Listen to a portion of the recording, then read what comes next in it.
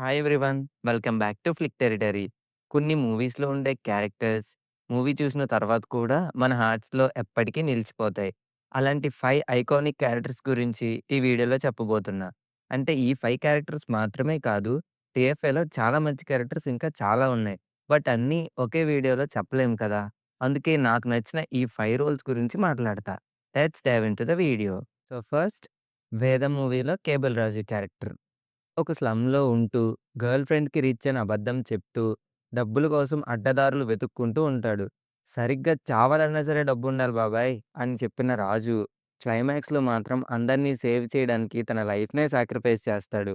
అలా money is not everything అని చెప్పిన ఎమోషనల్ క్యారెక్టరే ఈ కేబుల్ రాజు.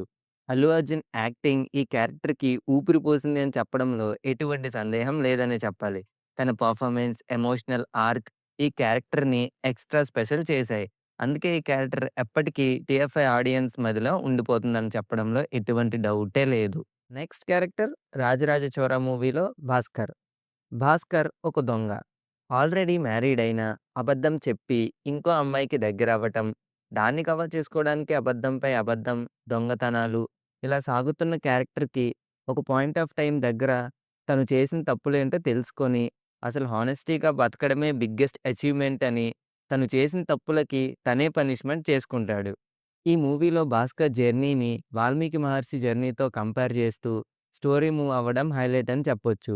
హీరో 'శ్రీవిష్ణు' సెన్సార్‌కి దొరకకుండా బూతులు మాట్లాడడమే అబ్సల్యూట్ సినిమా అనుకుంటారు కానీ, ఈ మూవీ క్లైమాక్స్‌లో చేసిన పెర్ఫార్మన్స్ మాత్రం అబ్సల్యూట్ సినిమా అని చెప్పొచ్చు. అండ్ నెక్స్ట్ 'ఖలేజా' మూవీలో అల్లూరి సీతారామరాజు క్యారెక్టర్. ఈ క్యారెక్టర్ గురించి ఎక్కువగా చెప్పాల్సిన అవసరమే లేదు. త్రివిక్రమ్ రాసిన క్యారెక్టర్స్‌లో one of the finest character అని చెప్పొచ్చు. దేవుడంటే ఎక్కడో పైనుంచి దిగి వచ్చేవాడు కాదు. పక్కవాడికి సాయం చేసిన వాడే నిజమైన దేవుడు అని గుండెల్లో నిలిచిపోయేలా చెప్పిన క్యారెక్టర్ ఇది. Trivikram dialogues, Mahesh peak acting and Manisharma outrageous BGM Raju క్యారెక్టర్‌ని ఆకాశంలో నిలబెట్టాయి. ఒక క్యారెక్టర్‌ని దేవునితో కంపేర్ చేయడం, డైరెక్ట్‌గా దేవుడు అని నమ్మేలా చేయడం ఇంతకన్నా గొప్ప ఎలివేషన్ ఈ క్యారెక్టర్‌కి ఇంకేముంటుంది చెప్పండి? అండ్ నెక్స్ట్ 'అరుంధతి' మూవీలో అరుంధతి క్యారెక్టర్. అనుష్క శెట్టి యాక్ట్ చేసిన ఈ రోల్ మోస్ట్ పవర్‌ఫుల్ క్యారెక్టర్‌గా పేరు తెచ్చుకుంది. పశుపతి అనే విలన్‌కి ఎదురు వెళ్ళడం, వాడితో ఫైట్ చేయడం ఇలా ఒక్కటి కాదు. చెప్పుకుంటూ పోతే ప్రతి ఫ్రేమ్‌లో కూడా అరుంధతి క్యారెక్టర్‌కున్న రాయల్టీ కనిపిస్తూనే ఉంటది.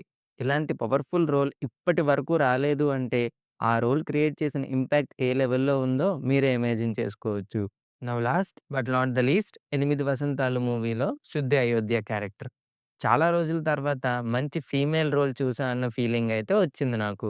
ఒక జనరల్ సొసైటీ చూసే అమ్మాయిలా కాకుండా, అసలు అమ్మాయి అంటే ఎలా ఉండాలో చూపించిన క్యారెక్టర్ ఇది. సరస్వతీదేవిలా చదువు, దుర్గామాతల శౌర్యం, వీరత్వం, భూమాతల సహనం ఇలా అన్నీ కలబోసిన అద్భుతమైన క్యారెక్టరే ఈ 'శుద్ధి అయోధ్య' క్యారెక్టర్.